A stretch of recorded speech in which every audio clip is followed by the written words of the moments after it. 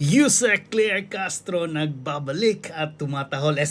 May mensahe na naman para sa yung 18 na mga Marines na nagsabi tungkol sa pag-deliver ng mga bilyon-bilyon na pera. Ang sabi niya, scripted and hindi daw pang award winning yung drama.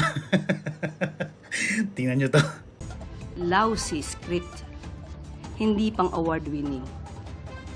Hindi malinis. Alam mo na may kasinungalingan. So, sino ba ang nasa likod nito? Siguro dapat malaman nyo kung sino ba yung may-ari ng sasakyan na siyang sumundo sa kanila matapos ang press briefing or press con nila. So, ulit-ulit na kasinungalingan. Dapat nyo siguro malaman kung sino talaga. Alamin nyo muna.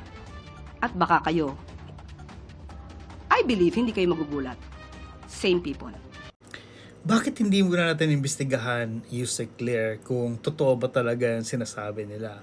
Imbestigahan yung mga ebidensya na present nila. Kasi di ba sabi niyo before kay Saldico, hindi niyo paniniwalaan yung sinasabi kasi nga walang affidavit.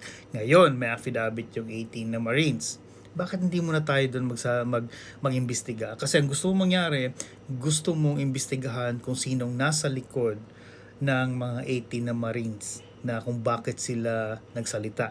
At ang sabi mo pa, kung sino naghatid, imbestigahan kung sino naghatid sa kanila doon. Isa-isa lang muna tayo, Ate Claire.